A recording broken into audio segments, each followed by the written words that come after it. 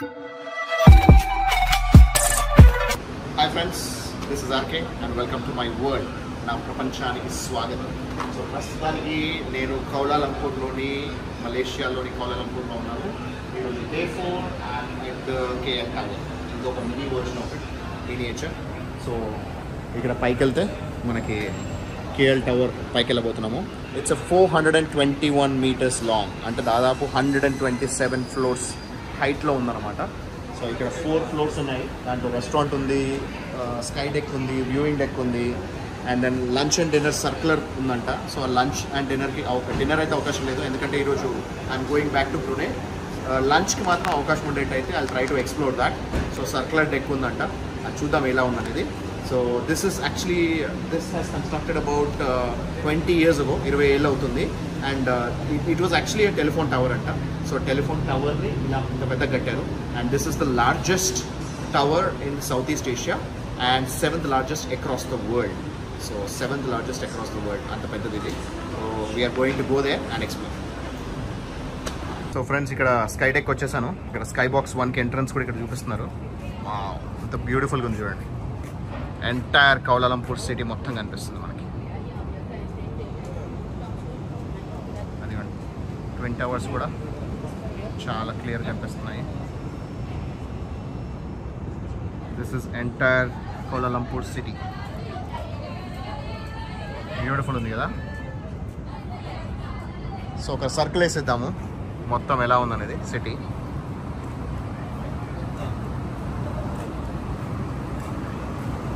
ఇక్కడ నడవడానికి ఉంది మనము, దాని తర్వాత అలా సిటీ చూసుకుంటూ వెళ్ళొచ్చు. కావాల్సిన అన్ని వ్యూస్ దొరుకుతాయి.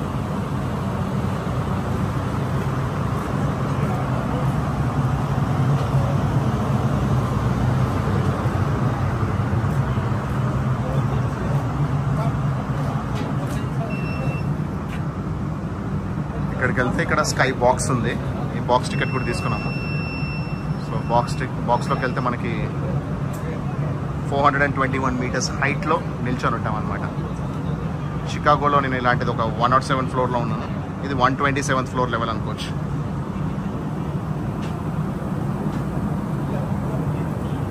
స్కై బాక్స్ 1 వైపు వెళ్ళాం కదా, ఇప్పుడు స్కై బాక్స్ 2 వైపు వెళ్దాము. ఇదంతా కూడా వ్యూ. ఇది ఇంకో రీసెంట్గా కట్టిన టవర్ అంట. దీని వ్యూ ఒకటి స్కై బాక్స్ 2లో. స్కై బాక్స్ 1లోనేమో మనకి పెట్రోనాస్ ట్విన్ టవర్స్ వ్యూ ఉంటుంది. సో నేను ట్విన్ టవర్స్ వ్యూనే కావాలని చెప్పాను. సో అది స్కై బాక్స్ 1 వైపు, మళ్ళీ తర్వాత వెళ్తాము. స్కై బాక్స్ నుంచి వీడియోస్ తర్వాత తీసుకుంటాం, కానీ ఇది వ్యూ ఎంత అవసరం ఉంది కదా.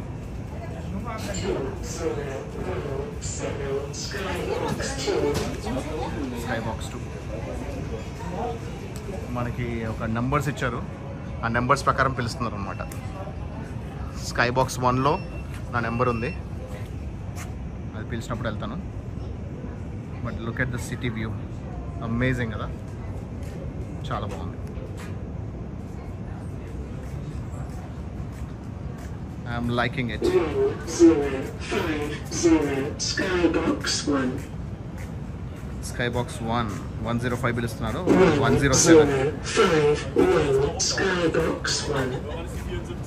మనది 107. ఇంకా టైం ఉంది. 1052 Skybox 1.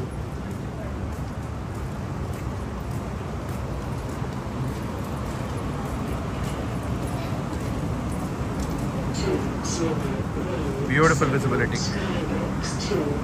Excellent. ఇది స్కై బాక్స్ 1. దీనిలోకి వెళ్ళబోతున్నాం. మనల్ని పిలిచినప్పుడు, మన నెంబర్ పిలిచినప్పుడు వెళ్తాం.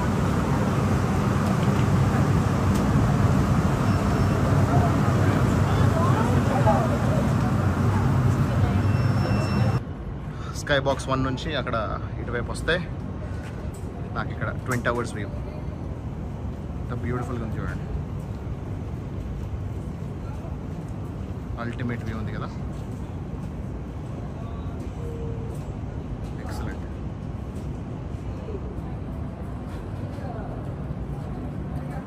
సేఫ్టీకి సేఫ్టీ ఉంది, విజిబిలిటీ ఉంది. అసలు ఏమాత్రం భయపడాల్సిన అవసరం లేకుండా ఉంది. బ్యూటిఫుల్గా ఉంది.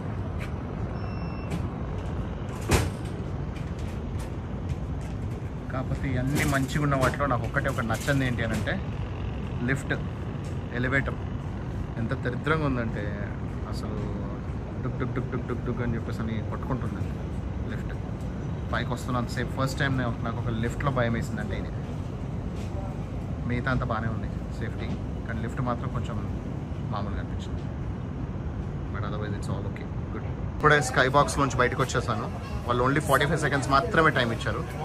45 secondsలో ఫొటోస్ దిగాల్సినంత దిగేసి ఆ తర్వాత ఇప్పుడు ఎగ్జిట్ అయిపోవాలన్నమాట. సో ఇలా ఇక్కడ నుంచి ఎగ్జిట్ అయిపోతాం.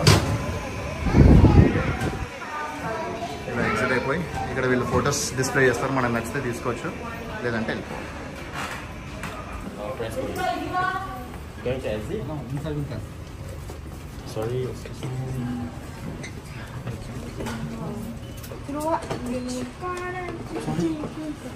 So the exit at UGF level, observation deck T01, tower walk T02. That's for the ground floor? Skywalk T02. Ground floor UGF. Ground floor is? UGF. UGF. Yeah, Okay. yours T01. Okay, perfect. Thank you. So ఇప్పుడే లిఫ్ట్లోకి ఎక్కేసాము. యూజీఎఫ్లోకి వెళ్ళాలంట. Final floor.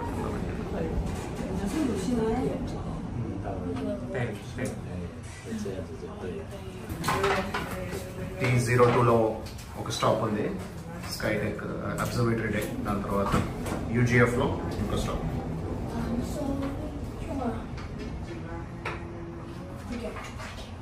స్టాప్లో దిగేసి బయటికి వెళ్ళిపోతాం. This way exit.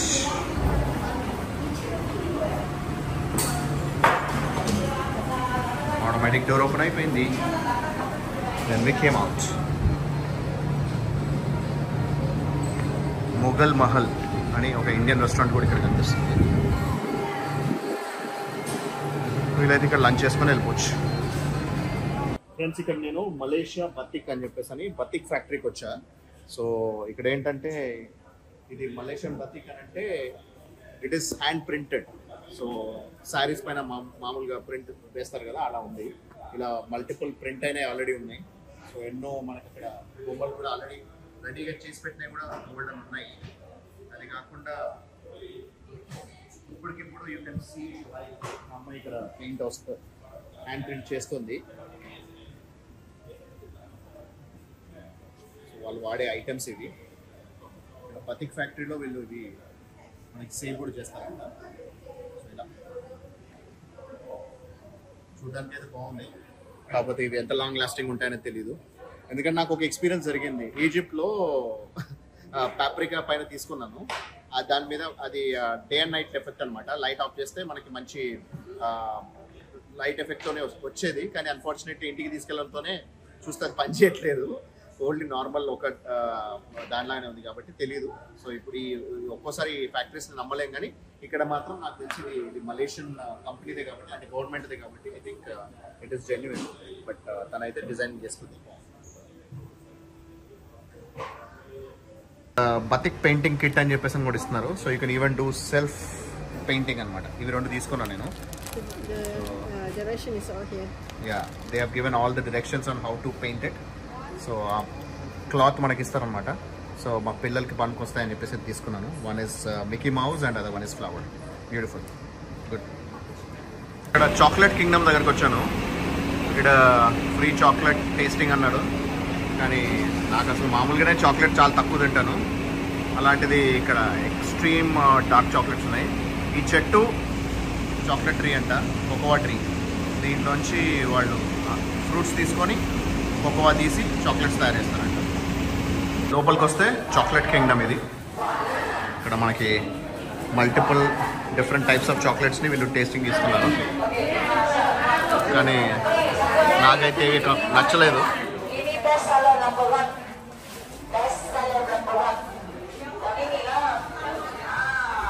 వాళ్ళకి కావాల్సినవి best seller అని number 1 అని చెప్తున్నారు. కానీ నాకు మాత్రం అంత టేస్ట్ అయితే ఏమనిపించాలి. Chocolate tiramisu, the best seller. Welcome. Good afternoon.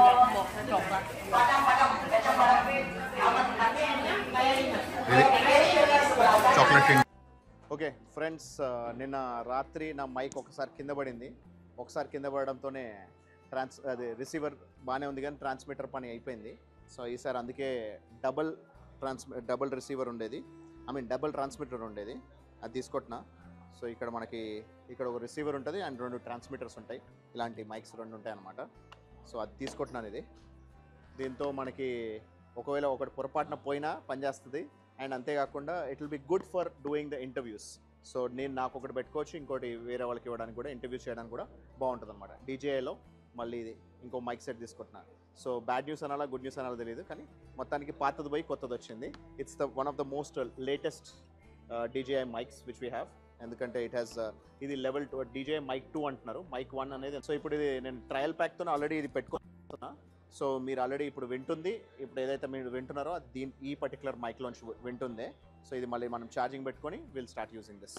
So ఇప్పటి నుంచి మీరు చూడబోయే వీడియోస్ అన్ని ఈ మైక్లో వాడతాను అనమాట. Okay, unboxing the DJI mic 2. దాదాపు మన ఇండియన్ కరెన్సీలో 30,000 పడింది.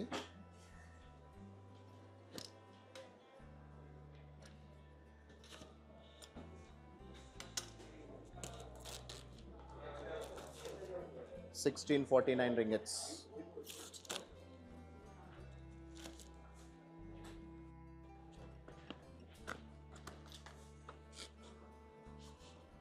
ఓకే, పౌచ్ కూడా ఉంది, మంచి pouch, just fully packed pouch. So it has 1 year warranty, right? 1 year warranty, but it's not international, but it's only Malaysia warranty.